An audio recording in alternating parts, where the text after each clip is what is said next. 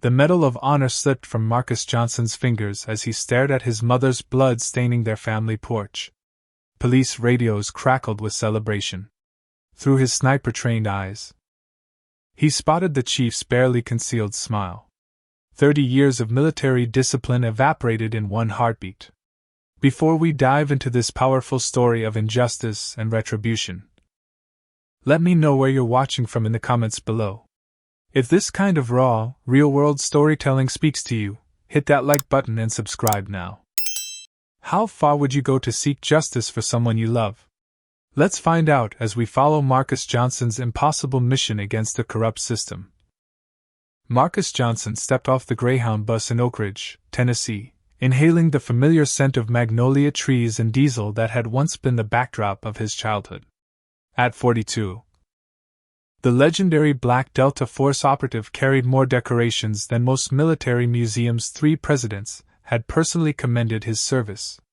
But today, he wasn't Colonel Johnson. Today, he was just a son coming home. 15 years of classified missions across hostile territories had hardened his exterior. But as he spotted his mother's faded blue Oldsmobile waiting in the station parking lot, something softened in his military-precise posture. Eleanor Johnson, 76 years old and still driving herself everywhere, waved enthusiastically from the driver's seat. Her silver hair caught the afternoon sunlight as she struggled to exit the vehicle, ignoring Marcus's gestures for her to stay seated.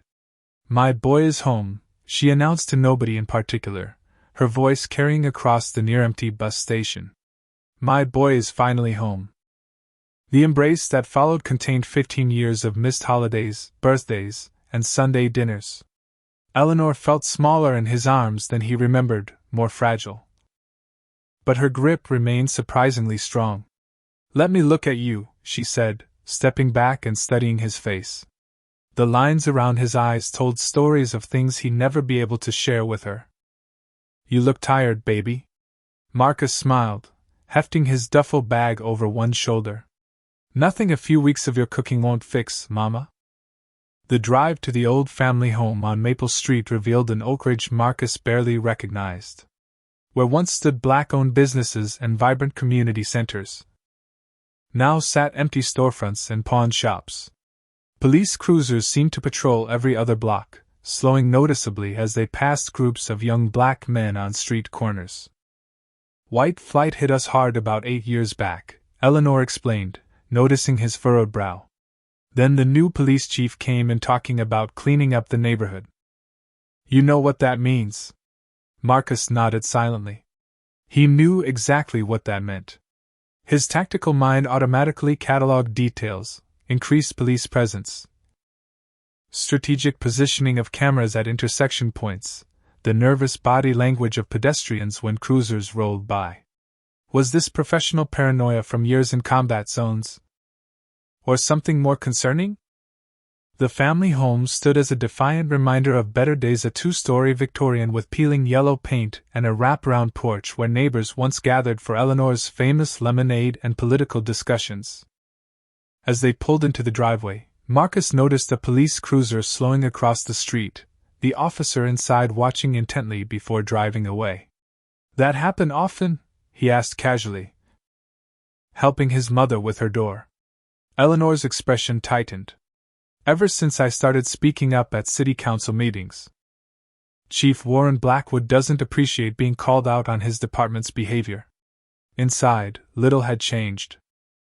The same family photos lined the hallway, including Marcus in his graduation uniform, standing proudly beside his father. Samuel Johnson had been Oak Ridge's first black detective before cancer took him 20 years ago. His final words to Marcus had been simple: "Protect your mother.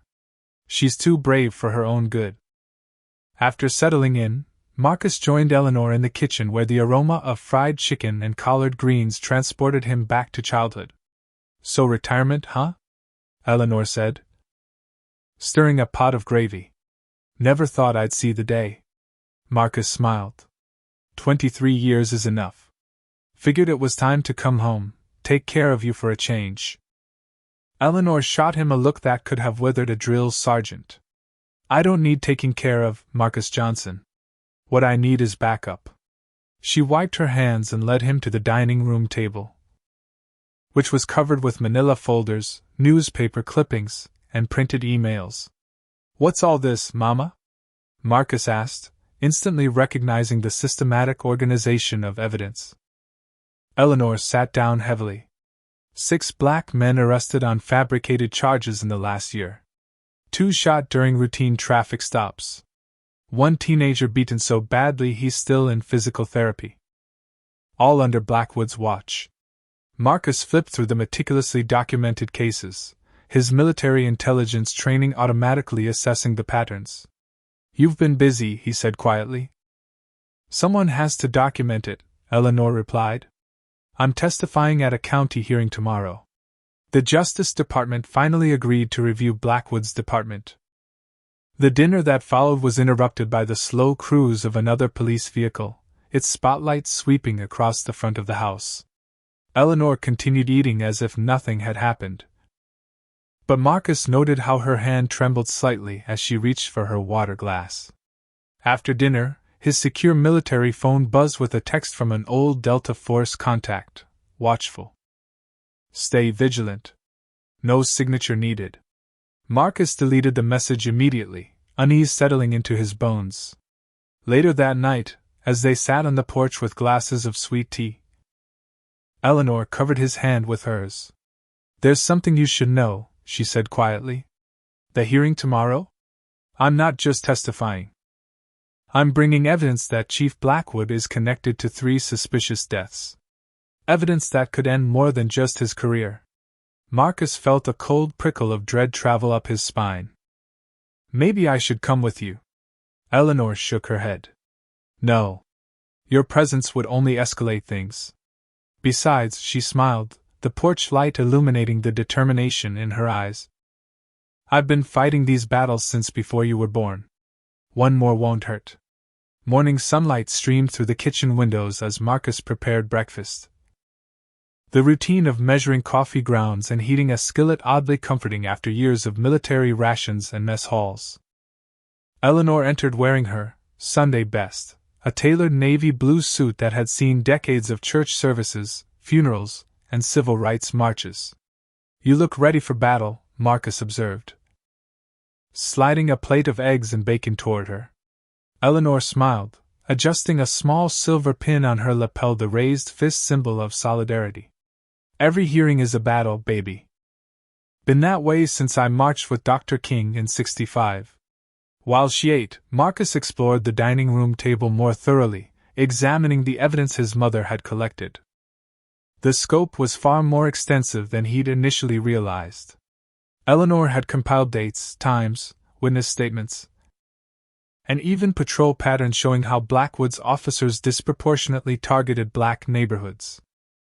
One folder contained dozens of civilian complaints that had mysteriously disappeared from official records. Another held medical reports from arrests gone violent. His military intelligence training recognized the hallmarks of a systematic operation rather than isolated incidents. How long have you been gathering all this? Marcus asked, returning to the kitchen. Eleanor checked her watch. Since Blackwood took over 4 years ago.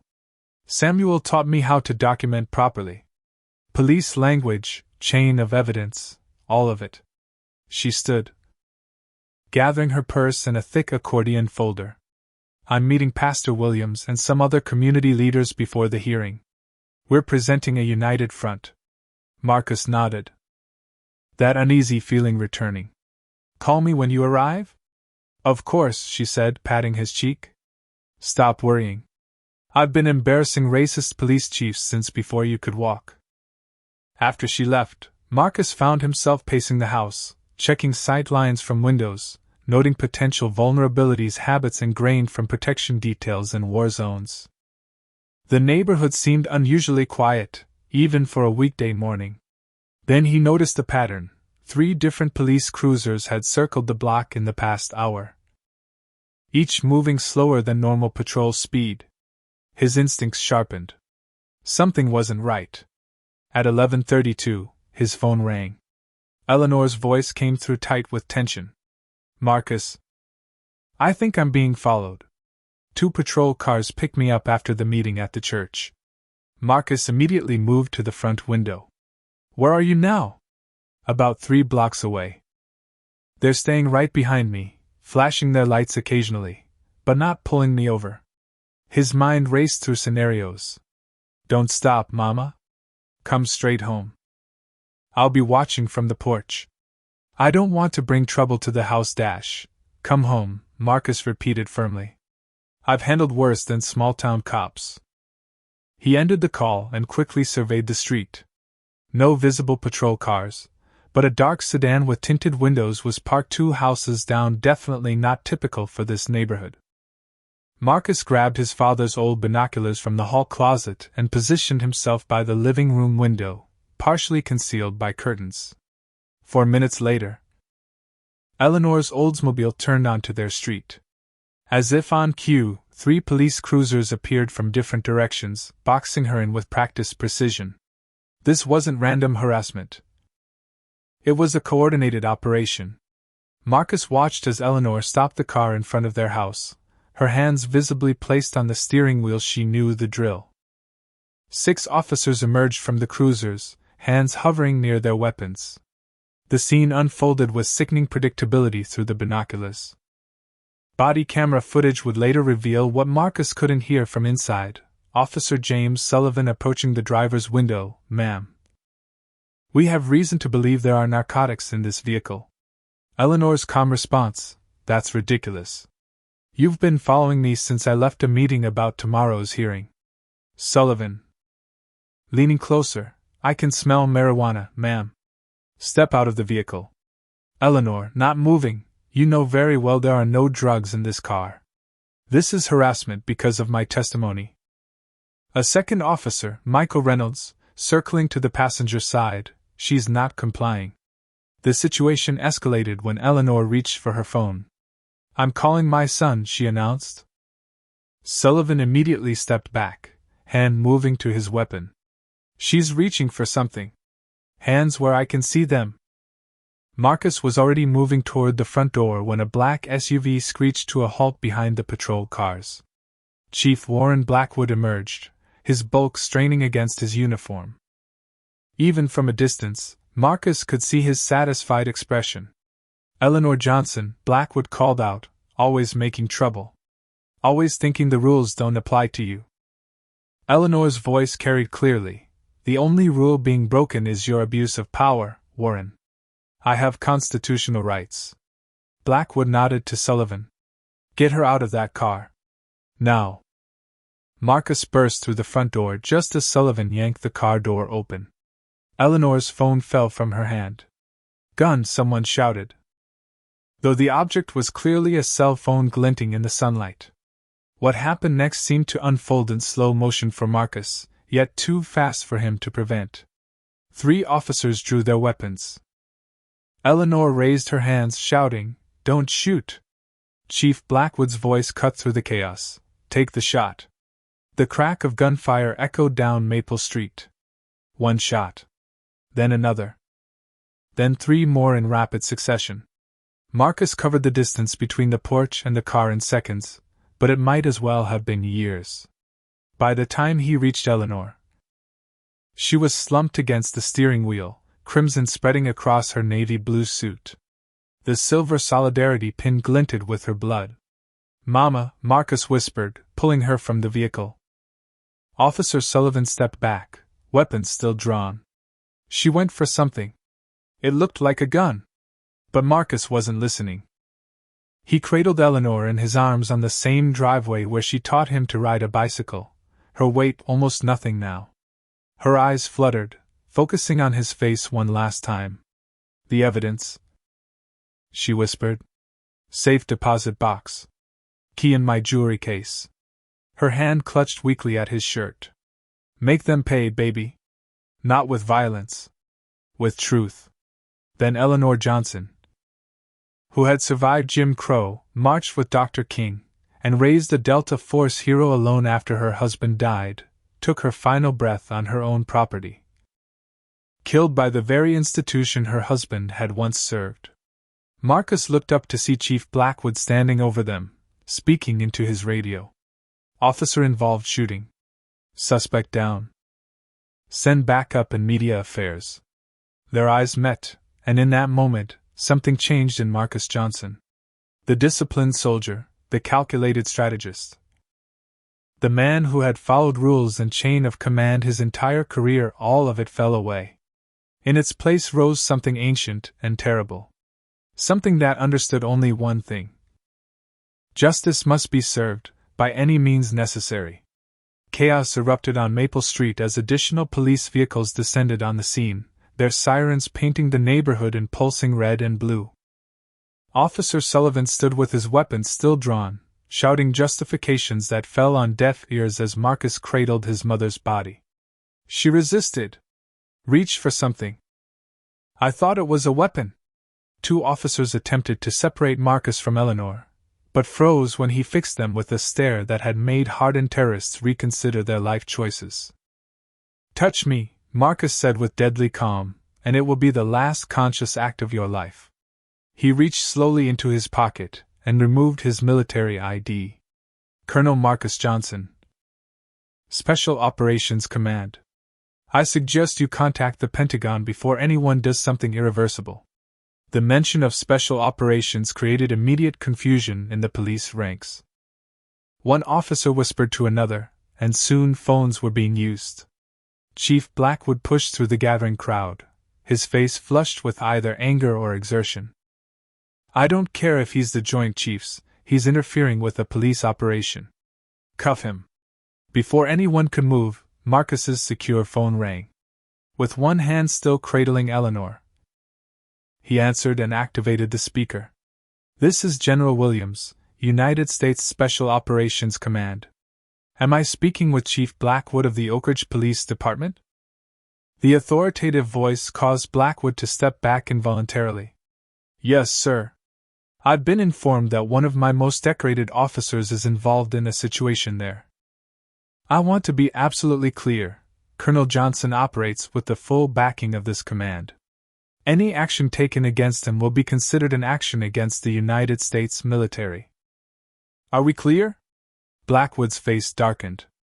With all due respect, General, we have a police-involved shooting. Standard procedures must be followed. And they will be, the General replied. But Colonel Johnson will not be detained. Period. Military liaison officers are en route. Until then, no one touches him or interferes with his movements. National security protocols are in effect. The call ended, leaving an uncomfortable silence broken only by the arrival of ambulances and, surprisingly, 3 news vans. Marcus noted their unusually quick response time as paramedics finally approached to attend to Eleanor. He gently transferred her to their care, though they all knew it was far too late. As they covered her body, Marcus caught Chief Blackwood speaking quietly to a local reporter, words like, unfortunate, and threatened officers, drifting across the lawn. The narrative was already being constructed. A tall, slender black woman in a charcoal suit pushed through the police line, flashing credentials. I'm Ayanna Washington, civil rights attorney, she announced, making directly for Marcus. I worked with your mother. This is, her voice caught, eyes landing on the covered gurney. This is exactly what she feared would happen. Marcus studied her briefly before responding. You knew my mother was in danger? Ayanna nodded grimly. She's been receiving threats since announcing her testimony. We documented everything. She lowered her voice. This wasn't random, Colonel Johnson. The evidence your mother compiled implicated Blackwood in multiple cover-ups of excessive force against black residents. She had proof of falsified reports, tampered evidence, even deleted body cam footage. The next few hours passed in a blur of procedural chaos. Eleanor's body was transported to the hospital where doctors officially pronounced her dead from multiple gunshot wounds. Statements were taken. Though Marcus noted how officers were separated and given time to consult with department representatives before their accounts were recorded. The mayor arrived. A nervous man who kept adjusting his tie while expressing deep concern and promising a full investigation to the growing media presence. When pressed about the body camera footage, The police department's spokesperson cited temporary technical difficulties that had somehow affected all officers' cameras simultaneously. By evening, the official statement had solidified. Eleanor Johnson, a known police critic, had become combative during a routine traffic stop for suspected drug possession. When she reached for an unidentified object, officers were forced to discharge their weapons in self-defense. The tragedy was regrettable but justified.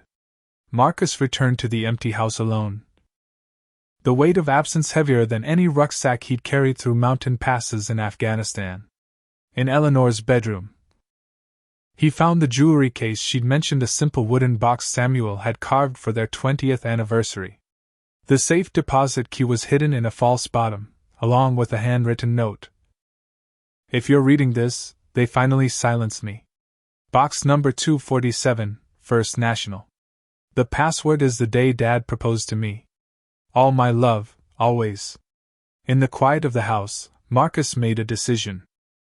He retrieved an old satellite phone from his duffel bag, one that operated on military frequencies and protocols that couldn't be easily tracked or intercepted. He punched in a 16-digit code that hadn't been used in over a decade, then spoke 5 words: Protocol Shadow. Homecoming. Justice deferred. Within 30 minutes, his phone pinged with encrypted acknowledgments from former teammates scattered across the globe. The last message simply read, "Parameters?" Marcus looked at the bloodstain on his shirt. Blood that had come from the woman who'd raised him to believe in systems and justice, and doing things the right way. The same systems that had just executed her in broad daylight. "Total exposure," he replied. "Precision targets only. No collateral."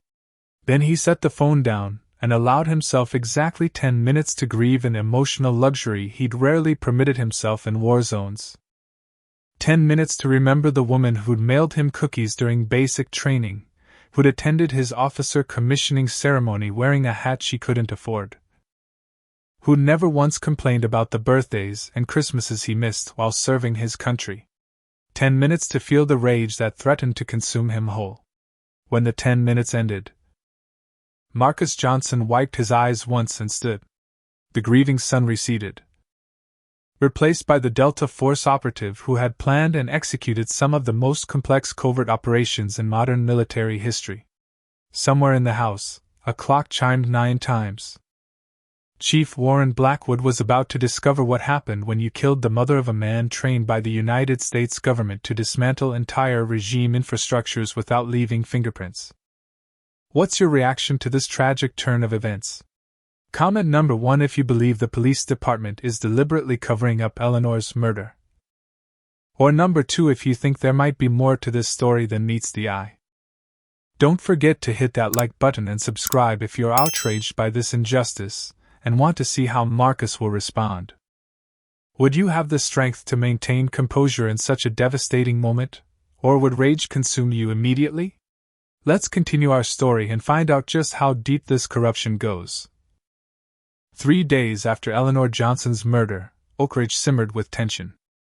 Black neighborhoods organized vigils and protests while the local media dutifully repeated police narratives about a tragic but justified incident. Marcus attended the town hall meeting at the community center, sitting silently in the back as Chief Blackwood presented a carefully sanitized version of events, complete with diagrams showing how Eleanor had aggressively moved toward officers. The surveillance footage from nearby homes had mysteriously disappeared, and the dashboard cameras from all 3 police vehicles had experienced technical malfunctions simultaneously. Officer James Sullivan sat in the front row in civilian clothes, placed on administrative leave with full pay pending investigation. His fellow officers had started a GoFundMe for his emotional distress that had already raised over $20,000. Marcus observed it all with the detached precision of a military intelligence officer cataloging enemy positions. He noted which officers shifted uncomfortably during Blackwood's presentation, which civilians nodded along unquestioningly, which reporters asked softball questions. He was building a mental map of allegiances and pressure points. As the crowd dispersed after the meeting, a stocky black man in a rumpled suit approached Marcus. "You don't remember me, do you?" he asked, keeping his voice low. "Devin Carter. We played basketball together before you enlisted." Recognition dawned. "Coach Mitchell's summer league. You had a wicked three-point shot." A ghost of a smile crossed Devin's face. "And you were too damn tall for the rest of us." His expression sobered. "I'm a detective now. Homicide Division." He slipped Marcus a business card with a handwritten note on the back. "Coffee shop on Wilson. 10 p.m. Come alone." The card disappeared into Marcus's pocket without comment. That evening, Ayanna Washington arrived at Eleanor's house with a stack of legal documents and a haunted expression. "The department is blocking my requests for the body camera footage," she said, settling at the dining room table. "They've already filed a motion to classify it as evidence in an ongoing investigation to prevent public disclosure." Marcus nodded, having expected nothing less. "What else do we know?" Ayanna spread out several files. Eleanor documented at least 26 cases of excessive force against black residents in the past 3 years. 9 resulted in hospitalizations. 3 in deaths. All were ruled justified. She pulled out a map with red dots concentrated in specific neighborhoods. "Notice the pattern? These aren't random. They're targeted at properties in the proposed Oak Ridge Renewal Zone, Councilman Victor Harrington's pet project." Marcus studied the map. Military training automatically identifying the strategic pattern. "They're clearing the neighborhood. Block by block," Ayanna confirmed. "Harassment, arrests, property seizures. And when necessary, violence. Make living there so dangerous and difficult that people sell their homes for pennies on the dollar." The coffee shop meeting with Devin revealed even darker truths. In a corner booth, voice barely above a whisper, the detective painted a picture of departmental rot. Blackwood brought in his own people when he took over. Officers from departments with histories of violations. They operate like an occupying force, not peace officers. He slid a thumb drive across the table. "This contains internal affairs complaints that never made it to review. The system is designed to protect itself, Marcus. Eleanor's death wasn't an accident or a mistake. It was silencing a witness." Back at the house, Marcus examined the thumb drive's contents while the first of his team arrived. Carlos Mendez, a former Delta Force communications specialist, slipped in through the back door well after midnight. "Good to see you, Colonel," he said, dropping a duffel bag of equipment on the kitchen floor. "Though I wish circumstances were different." Over the next 48 hours, they established surveillance on the 3 primary officers involved in Eleanor's shooting: Chief Warren Blackwood, Officer James Sullivan, and Officer Michael Reynolds. Carlos, using credentials provided by Pentagon contacts, infiltrated the department as a newly transferred officer from another jurisdiction. What they discovered confirmed Devin's assessment. Blackwood maintained close ties with a group calling themselves the Heritage Protection League, a thinly veiled white supremacist organization that had strategically placed members in positions of power throughout the county. Eleanor's scheduled testimony had threatened not just Blackwood's department, but an entire power structure. Most disturbing was the evidence of premeditation. 2 days before the shooting, Blackwood had met with Councilman Victor Harrington at a hunting lodge outside town limits, though they couldn't access the conversation. Carlos's surveillance photos showed Blackwood pointing at a map of Maple Street, Eleanor's street, while Harrington nodded approvingly. The FBI had opened a preliminary investigation, but local officials were stonewalling federal agents, and someone with influence was ensuring the investigation remained low priority. Meanwhile, Ayanna faced escalating threats. Her office windows were smashed, brake lines on her car mysteriously cut, and anonymous callers promised she would join Eleanor if she didn't drop her inquiries. She responded by filing additional motions and alerting national civil rights organizations, bringing unwelcome attention to Oak Ridge. 7 days after the shooting, Marcus's careful surveillance paid off. Using specialized equipment Carlos had borrowed from military supplies, they accessed a secure server in the police department's IT room. There, hidden behind layers of security, they found what the department had been desperate to conceal: Officer Sullivan's body camera footage, showing in horrifying clarity that Eleanor had never reached for a weapon. More damning, Chief Blackwood could be heard clearly ordering Sullivan to take the shot, even as Eleanor sat with empty hands visible. It wasn't a mistake. It was an execution. As Marcus watched the footage of his mother's final moments, something hardened within him. Protocol Shadow was no longer just about justice for Eleanor. It was about dismantling an entire corrupt system that had declared war on its own citizens. The battle lines were drawn, and Marcus Johnson had never lost a war. The abandoned property on the edge of town had once been a church community center before budget cuts and strategic neglect forced its closure. Owned by Eleanor through a community trust, it provided the perfect operations base, isolated enough for privacy yet close enough to maintain surveillance on key targets.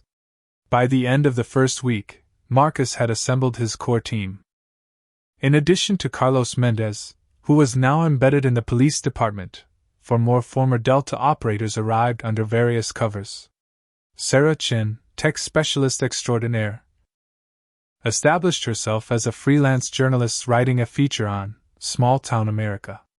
Her credentials, backstopped by military intelligence contacts, were impeccable enough to gain her access to local government press briefings.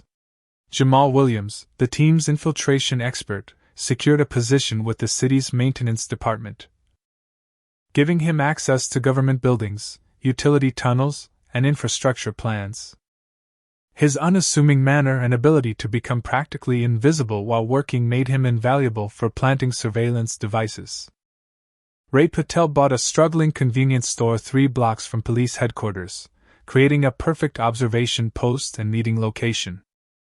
His years as the team's surveillance specialist translated seamlessly to watching the comings and goings of officers through security cameras he installed for a shop's safety. Alex Kozlov, weapons and tactics expert, arrived as a private security consultant hired by a concerned business owners association responding to recent civil unrest. His legitimate front company gave him reason to interact with local law enforcement, while assessing their capabilities and weaknesses. The team gathered for their first full briefing on a Sunday evening, the community center's basement transformed into a tactical operations room straight out of a military compound. "We're not here just because I called," Marcus began, looking at each team member. "You all had reasons to say no. I want to know why you said yes." The responses revealed a shared experience that transcended their military brotherhood. Carlos had been pulled over 11 times in 3 months after retiring to Arizona, despite a spotless driving record. Sarah's younger brother had been beaten by police at a peaceful protest, resulting in permanent nerve damage and no consequences for the officers involved. Jamal's cousin had died in custody after being denied medication for his asthma. Ray had lost a business in another state when constant police, drug searches, drove away customers, despite never finding anything illegal. Alex, the son of Ukrainian immigrants, spoke of watching his father being humiliated by local police for his accent, triggering memories of Soviet oppression his family had fled. "We serve our country," Alex said simply, "but our country doesn't always serve us." With the team assembled, Marcus outlined their mission parameters. "This isn't about revenge. It's about systematic justice. We identify the corruption, gather irrefutable evidence, and ensure it reaches authorities who will act on it. We operate with military precision and leave no room for deniability." The intelligence gathering phase accelerated rapidly. Sarah accessed public records and local news archives, constructing a timeline of increasing police militarization coinciding with Councilman Harrington's first proposals for the Oak Ridge Renewal Project.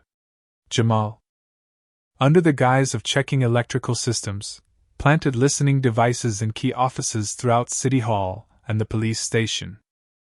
Ray's convenience store became a goldmine of intelligence as officers stopped for coffee and spoke freely, never suspecting the unassuming owner absorbed every word while keeping their cups filled.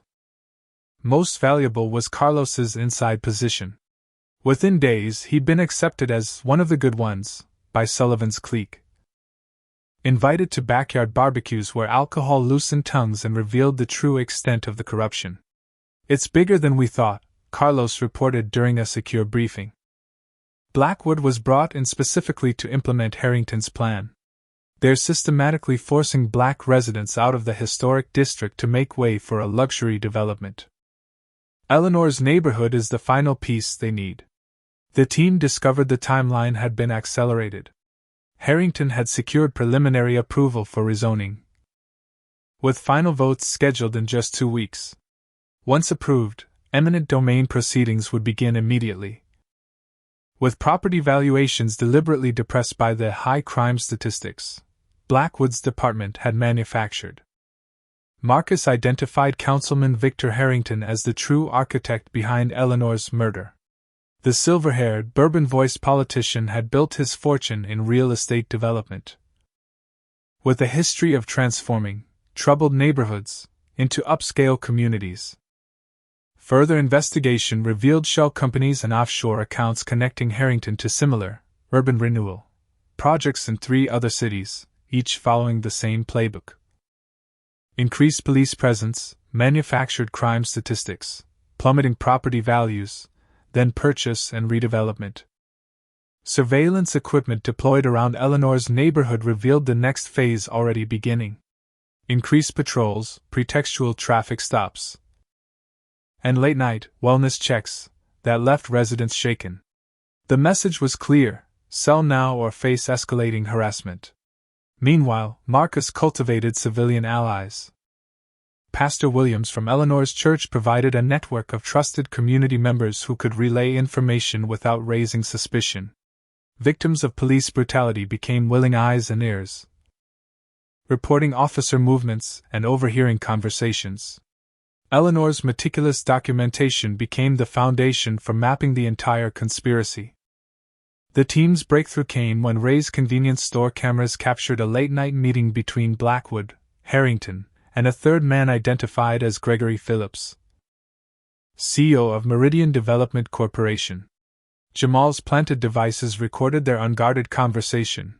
"The Johnson problem is handled," Blackwood said. "Now we need to accelerate the timeline." Harrington swirled his drink. "The shooting brought unwanted attention. Federal investigators are sniffing around. They won't find anything," Blackwood assured him. "All evidence is contained." Phillips consulted his tablet. "We have investors expecting groundbreaking by fall. If we don't secure those final properties, we lose everything." Harrington's response chilled Marcus to the bone. "Then we create an incident. Something big enough to justify emergency measures. A riot, perhaps. Nothing convinces the council like burning buildings."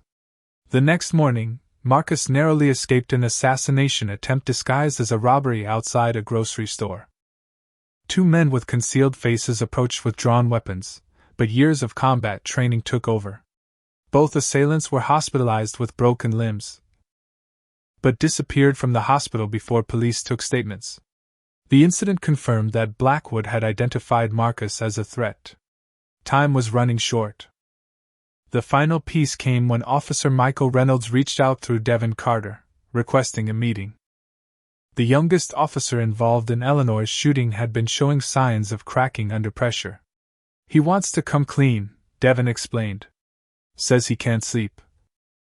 Keeps seeing your mother's face." A meeting was arranged at an out-of-town diner, with Alex providing counter-surveillance to ensure Reynolds wasn't followed. But Reynolds never arrived. His body was discovered the next morning in his apartment, a single gunshot to the head, service weapon in hand, and a typed suicide note expressing remorse for actions in the line of duty. The medical examiner ruled it suicide before the autopsy was even completed. Devin's contacts in the department told a different story. Reynolds had been visited by Blackwood and Sullivan hours before his death. He'd been seen arguing with them, then drinking heavily at a bar afterward. No gunshot residue test had been performed on his hands. With Reynolds silenced, Marcus knew they had to accelerate their own timeline. Protocol Shadow was entering its active phase.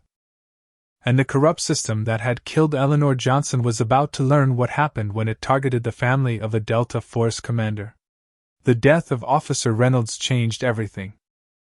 What had been a carefully paced intelligence operation now shifted into aggressive action. Marcus gathered his team at the operations center, the mood somber yet resolute. Reynolds was murdered, he stated flatly. Blackwood is eliminating loose ends and accelerating his timeline. We need to disrupt their operation now. The team moved with the synchronized precision that had made them legends in military circles. Sarah Chin, using advanced hacking techniques developed for counterterrorism operations, infiltrated the police department's digital infrastructure. They'd been maintaining 2 sets of records, she reported, extracting files from the secure server. One for public and federal oversight, another for internal use. The disparity is shocking. The internal records revealed years of falsified reports, manipulated crime statistics, and coordinated harassment campaigns targeting specific neighborhoods, all neighborhoods within Harrington's proposed development zone. Most damning were the targeting lists of community activists, with Eleanor Johnson's name at the top, marked Priority Neutralization.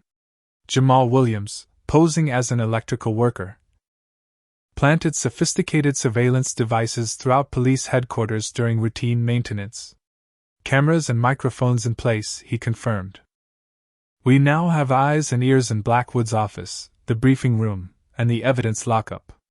His technical skills ensured the devices were undetectable by standard sweeps. Meanwhile, Marcus orchestrated a calculated public confrontation with Officer Sullivan at a local diner frequented by police. The seemingly chance encounter was carefully staged with hidden cameras positioned by Ray Patel capturing every moment. Officer Sullivan, Marcus called out, his voice carrying through the crowded establishment. I wanted to thank you personally for your service that day. Sullivan froze, coffee cup halfway to his lips. Excuse me? The day you shot my unarmed 76-year-old mother 5 times, Marcus continued calmly. I've been reviewing the incident report. Fascinating reading. The diner fell silent.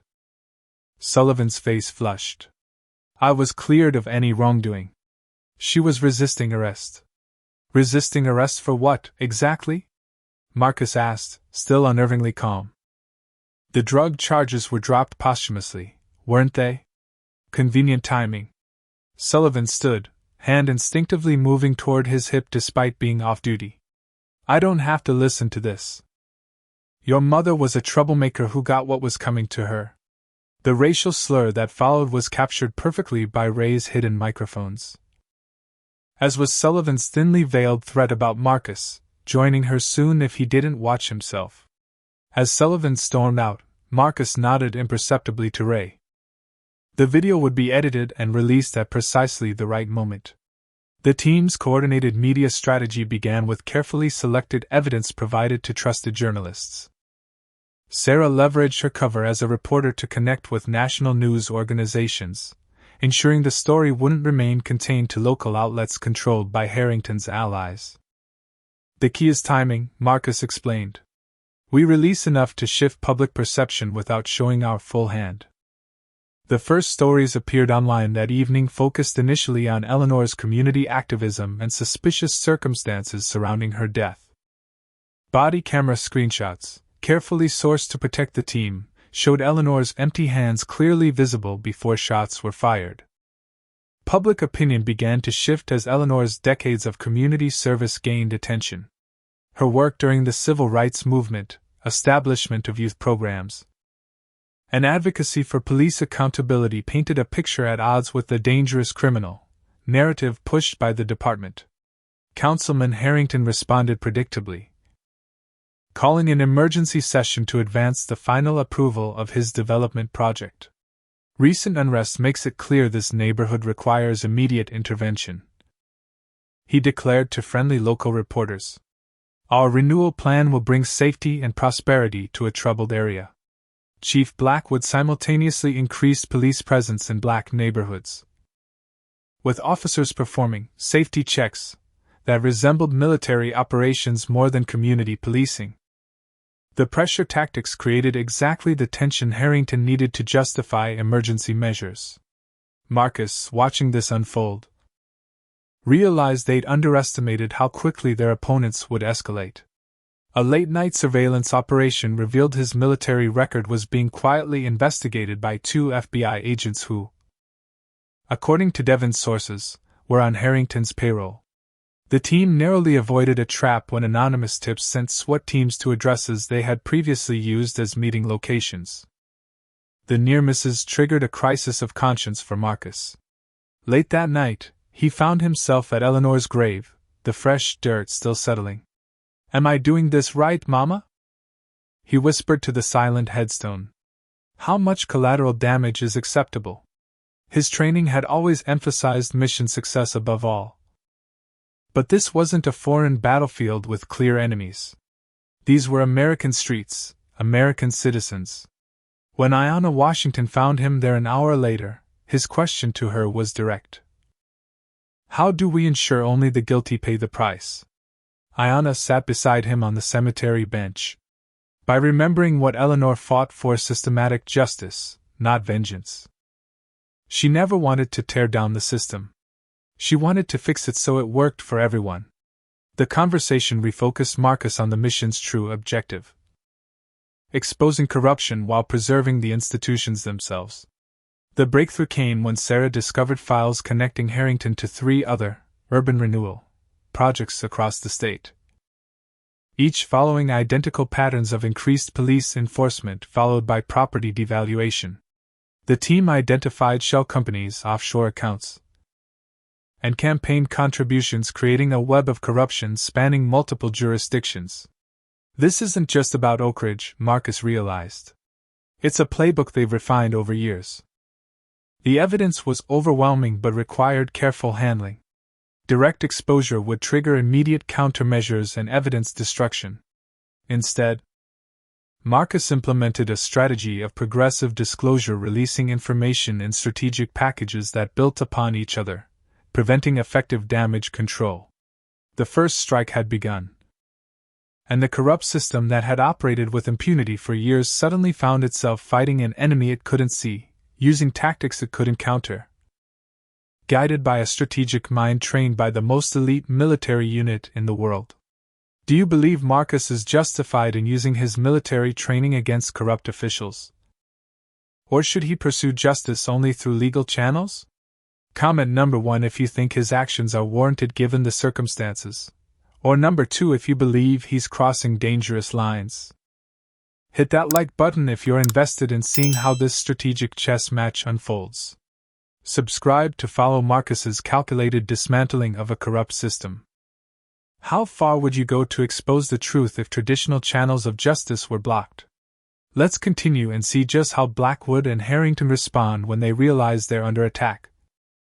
The systematic exposure of corruption triggered an immediate and vicious response. Chief Blackwood and Councilman Harrington, realizing their operation was being methodically dismantled, abandoned subtlety for raw power. "They're accelerating everything," Carlos reported during an emergency team briefing. "Blackwood's called in every favor.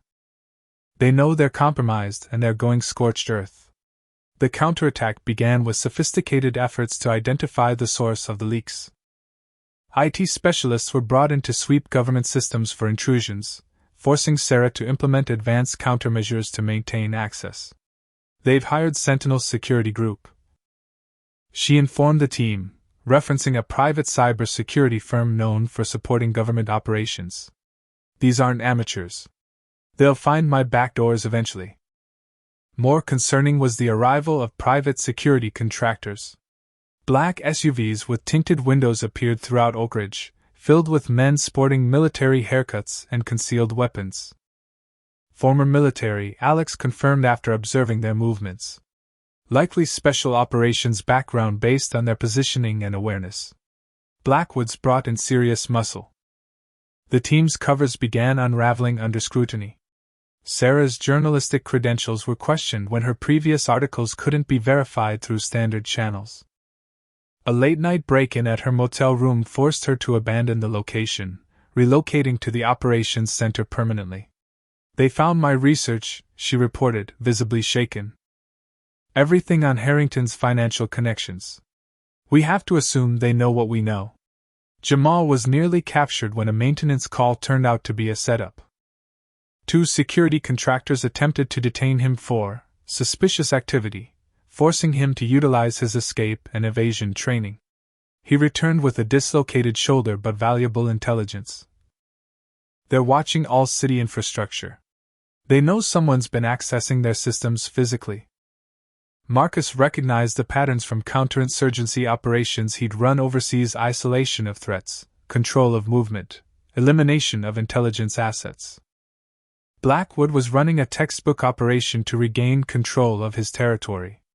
With direct Pentagon support now compromised, Marcus made one final call to his military contacts before those channels were severed. General Williams's response was grim but unsurprising: "You're on your own, Marcus. This has gone beyond what we can officially support. Unofficial support ended with your name hitting certain watch lists. Good luck, son. Make it count."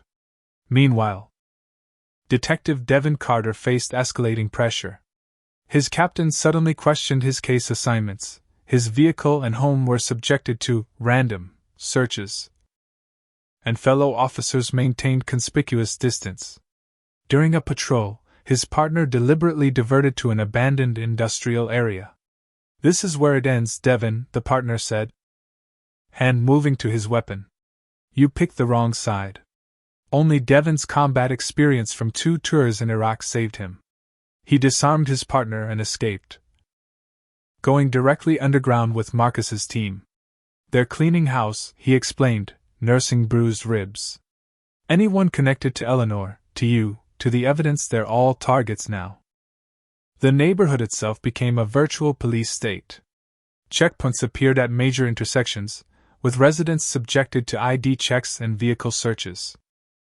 Surveillance cameras were installed on light poles, and patrols increased to near constant presence. "They're creating the conditions for conflict," Marcus observed. "They want a justification for stronger measures."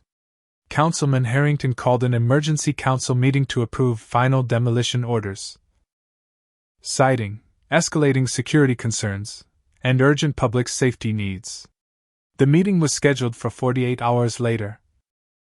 With minimal public notice and restricted attendance, due to security protocols, Marcus recognized the endgame approaching.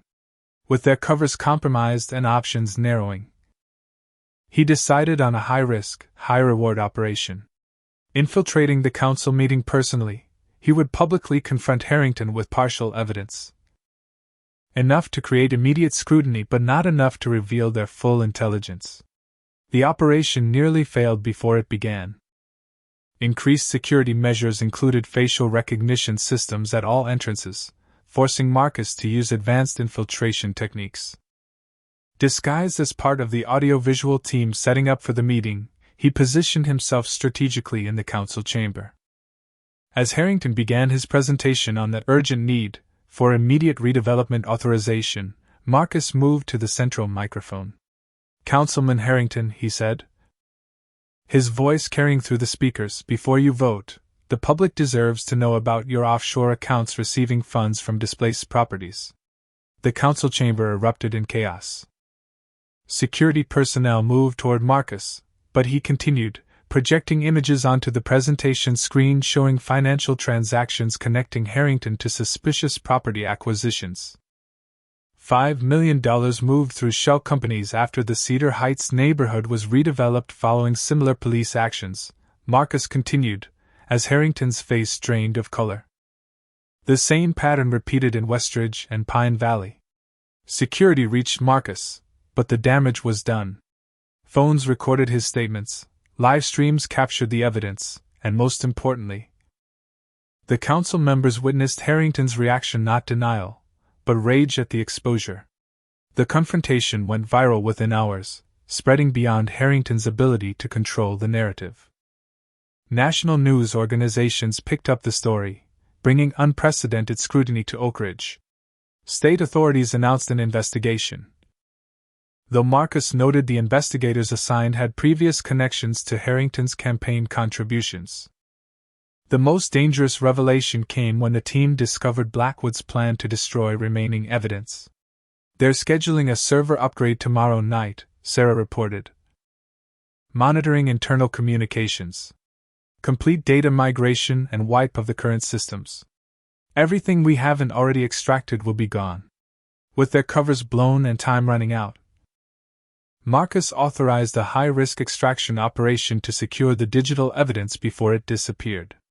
The team deployed with military precision, utilizing their specialized skills one final time. Carlos created a diversion by triggering fire alarms at a nearby building, drawing response units away from headquarters. Sarah remotely disabled security systems for exactly 3 minutes, the window for Jamal and Alex to access the server room. Ray maintained surveillance from multiple positions, coordinating movements through encrypted communications. Marcus himself provided overwatch from a position with sightline to all approaches, ready to intercept any response. The operation proceeded with clockwork timing until an unexpected security patrol interrupted Jamal's extraction. The ensuing confrontation left him wounded, a bullet grazing his thigh as he and Alex escaped with the critical server drives. "I'm hit but mobile," Jamal reported through gritted teeth as they reached the extraction vehicle. "Did we get it?" Alex held up the encrypted drives. "Everything. Complete server image." The successful extraction came at a significant cost. Their identities were now fully compromised. Security camera footage, despite Sarah's efforts to erase it, captured partial images of team members. By morning, police bulletins described them as armed and dangerous domestic terrorists, with Marcus identified as the ringleader. Returning to Eleanor's house that evening to retrieve final evidence she had hidden, Marcus found the street blocked by police cruisers, the property surrounded by armed officers, and Chief Blackwood himself standing on the porch with a bullhorn. "Marcus Johnson," his voice echoed through the neighborhood, "you are surrounded. There is no escape. Surrender now or we will use deadly force." Dawn broke over Oak Ridge with a tense stillness. The standoff at Eleanor's house had continued through the night, with police expanding their perimeter to encompass the entire block. Chief Blackwood's ultimatum had been met with silence. Marcus had never been inside. The team, now separated by necessity, implemented their contingency protocols. Jamal, his leg bandaged but functional, found shelter with Pastor Williams' family. Sarah established a mobile command center from a van parked near the community center, maintaining their digital infrastructure. Ray and Alex positioned themselves strategically throughout the neighborhood, creating fallback positions and monitoring police movements. Carlos, his cover still partially intact, remained within the department to provide critical intelligence. Marcus himself moved between safe houses established by Eleanor's network of supporters, longtime residents who passed him through backyards and secret passages known only to those who'd grown up NAV. Gating segregated Oak Ridge. The community's response surprised both Marcus and the authorities. Rather than cowering under police pressure, residents organized. Elderly women sitting on porches reported officer movements via encrypted messaging apps installed by neighborhood teenagers. Families created distractions when team members needed to relocate. Children on bicycles served as scouts, their movements dismissed by officers as ordinary play. Blackwood, frustrated by the community's resistance, declared effective martial law in the neighborhood.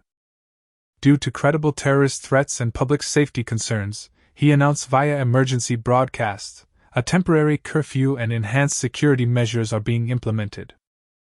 The measures included cutting power to selected blocks, restricting vehicle access, and conducting door-to-door searches without warrants. National media descended on Oak Ridge, though opinions divided along predictable lines. Some outlets portrayed Marcus as a dangerous vigilante threatening law enforcement, while others questioned the disproportionate police response to what appeared to be a case of exposing corruption. A pivotal moment came when Marcus's military record was leaked to the press, his decorations, commendations, and service in defending the nation suddenly complicating the domestic terrorist narrative. In response, Blackwood escalated further. Private security contractors, now openly carrying military-grade weapons, established checkpoints throughout the neighborhood. Residents reported intimidation, property damage, and threats during searches. Marcus recognized the strategy, creating conditions so intolerable that residents would turn against him or flee entirely, accomplishing Harrington's goal of clearing the neighborhood regardless of the council vote. Through Ayanna, Marcus contacted military leadership with evidence that Blackwood's private contractors were violating federal laws regarding domestic paramilitary operations. These aren't police actions, Ayanna argued in emergency filings. These are military-style operations being conducted against American citizens on American soil by private mercenaries. Meanwhile, she filed emergency federal motions to stop the demolition, citing civil rights violations and presenting evidence of the corruption scheme. A federal judge issued a temporary restraining order against the redevelopment project, buying precious time. The community center became the focal point of resistance as residents gathered there, refusing to be driven from their homes. Elder community members shared stories of similar resistance during the civil rights era, creating an intergenerational alliance that strengthened collective resolve. Marcus, observing from a hidden location, felt a swell of pride in what his mother had helped build over decades. The standoff reached its breaking point when Blackwood, enraged by the federal intervention and growing media scrutiny, ordered a raid on the community center itself. "We have credible intelligence that armed terrorists are using the facility as a base of operations," he declared, mobilizing a massive force of officers and private contractors.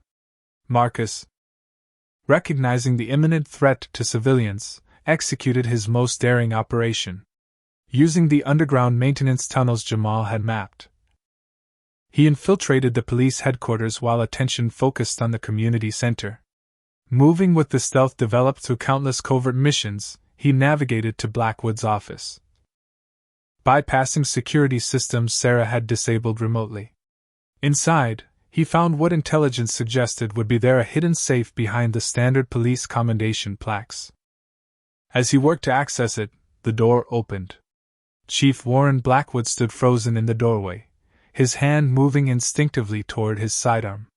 "I had a feeling you might try something like this," Blackwood said, closing the door behind him. "Always thinking you're the smartest man in the room."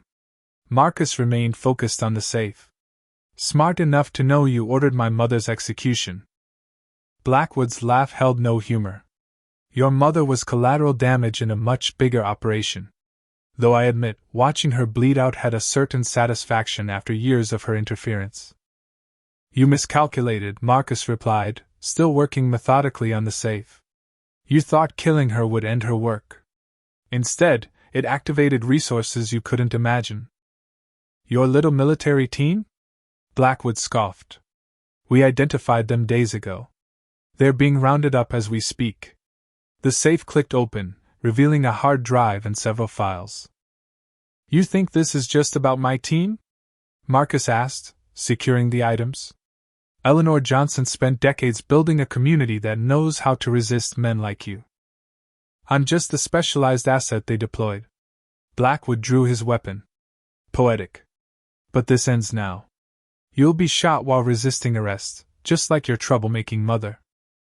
The confrontation was interrupted by the unexpected arrival of state troopers and FBI agents who had been secretly dispatched following Ayanna's federal filings. Their entry created the distraction Marcus needed to subdue Blackwood, but in the chaos that followed, the police chief managed to escape.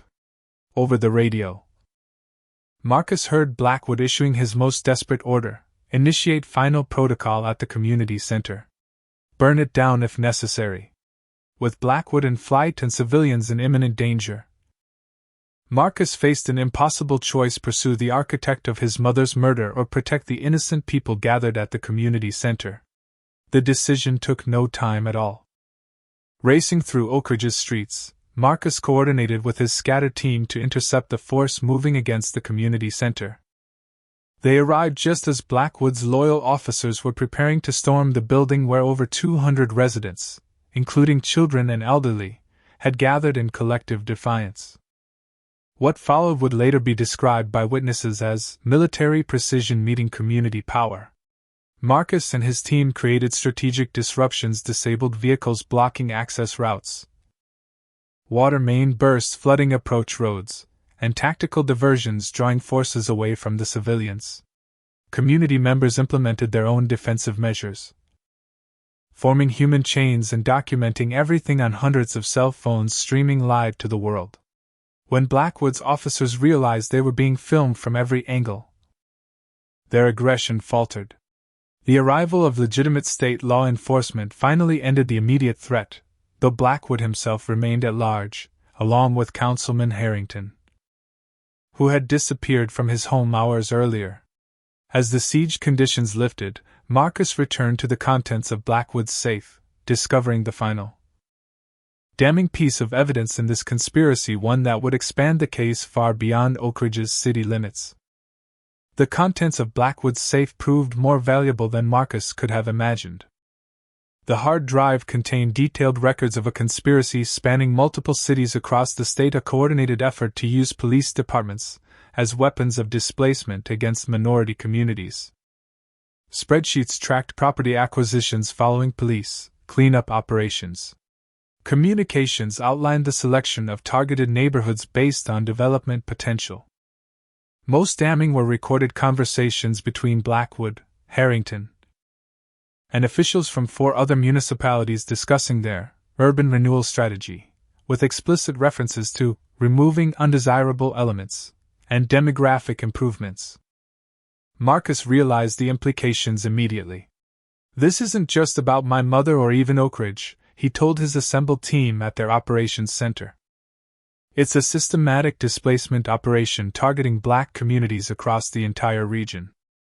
The evidence revealed Harrington as just one node in a network of developers using corrupted police departments to clear undesirable neighborhoods for gentrification projects worth billions. Eleanor had stumbled onto a piece of this operation through her local activism, never realizing the full scope of what she'd uncovered. With the team's security compromised and Blackwood still at large, Marcus implemented their final strategic phase. Rather than releasing all evidence through a single channel, he distributed it simultaneously to multiple federal agencies: FBI, Justice Department, Civil Rights Division, Housing and Urban Development, and the Internal Revenue Service. "Create jurisdictional competition," he explained. "Each agency will pursue the aspects relevant to their mandate, making it impossible to bury through a single point of influence." The strategy worked brilliantly. Within hours, federal agents from competing agencies descended on Oak Ridge, each staking claims to different aspects of the investigation. Harrington's attempt to flee the country was thwarted when his private jet was prevented from departing by federal authorities acting on tax evasion charges, the result of financial records Sarah had extracted showing millions in unreported income from the development schemes. Alex Kozlov, who had positioned himself at the airport based on Marcus's prediction of Harrington's escape route, watched with satisfaction as the man who had orchestrated so much suffering was led away in handcuffs, protesting his political connections. Blackwood, increasingly desperate and rapidly running out of allies, barricaded himself in the police station with 3 loyal officers and 2 administrative staff as hostages. Surrounded by state police and federal agents, he demanded safe passage and immunity from prosecution. Marcus, working with the FBI tactical team, designed a precision operation to resolve the situation without casualties. Using building plans Jamal had secured during his maintenance work and Carlos's inside knowledge of department protocols, they created a minute-by-minute extraction plan. During the tense negotiations, Blackwood revealed something unexpected over the open communication channel. "You know why I took such pleasure in taking out your mother, Johnson? Ask yourself why I came to Oak Ridge in the first place. Your father and I have history. The statement stunned Marcus. My father was Oak Ridge's first black detective. He died of cancer 20 years ago.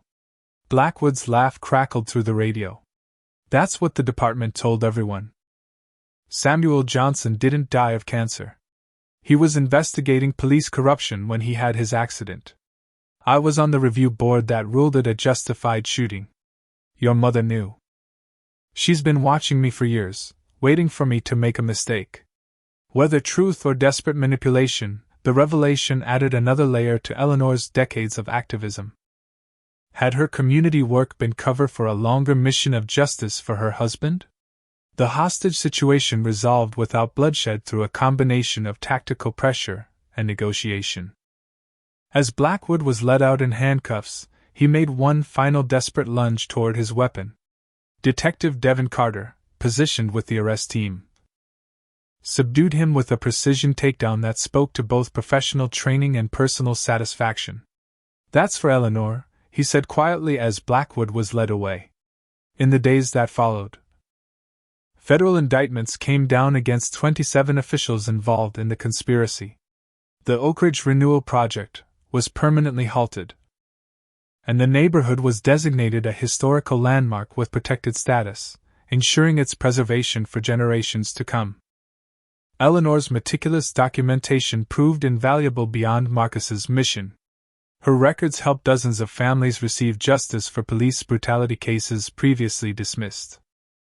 Civil rights lawsuits resulted in substantial settlements for victims, and a Department of Justice consent decree mandated complete restructuring of the police department with civilian oversight. 6 months later, Marcus stood at his mother's grave, no longer alone. Ayanna Washington stood beside him, their hands loosely intertwined. What had begun as a professional alliance had evolved into something deeper through shared purpose and mutual respect. The foundation launches next week, Ayanna said softly. Eleanor Johnson Community Oversight Initiative. We've already had requests from 12 cities for training programs. Marcus nodded, placing fresh flowers on the grave. She would have loved seeing her work continue. The Eleanor Johnson Foundation, funded partly by settlement money and partly by donations from across the country, specialized in training community oversight boards and documenting police accountability measures. Its first graduating class included representatives from every neighborhood previously targeted by Harrington's network. What about you? Ayanna asked. Will you stay? Before Marcus could answer, his secure phone vibrated with an encrypted message, a protocol shadow activation request from a community in another state facing similar circumstances. He looked at Eleanor's headstone. Then back to Ayanna. My part here is finished. But there are other communities, other Eleanors fighting alone against corrupt systems. He squeezed Ayanna's hand. Protocol Shadow continues. A nationwide network of veterans using our training to protect vulnerable communities rather than exploit them. The mission my mother started doesn't end in Oak Ridge. Marcus knelt beside the grave one last time. Rest easy, Mom. Your fight continues. Standing. He took Ayanna's hand and walked toward the waiting car where Carlos and Sarah prepared for their next deployment.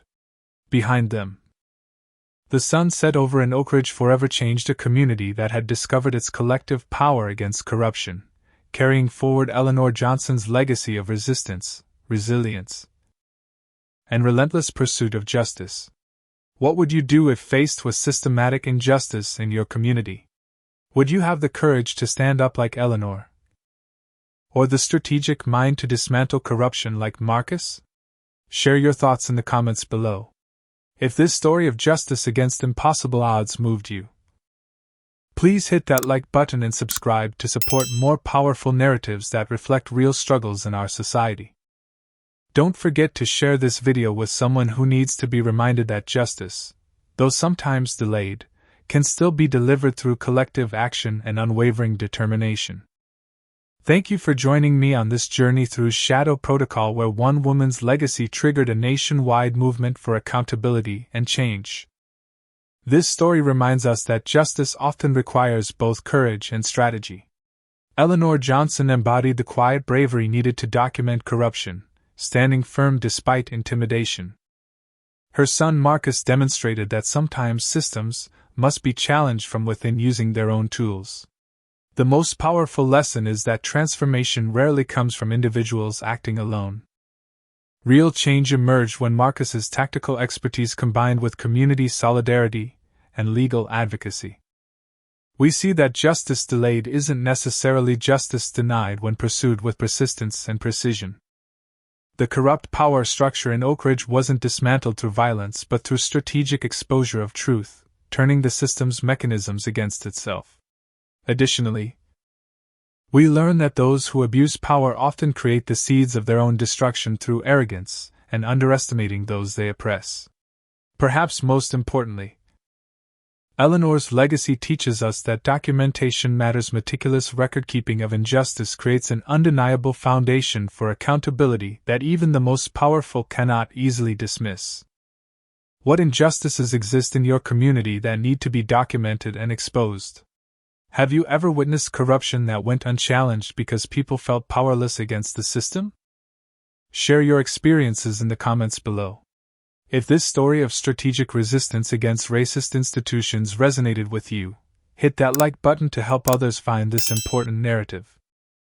Subscribe to join our community dedicated to powerful stories of justice and accountability.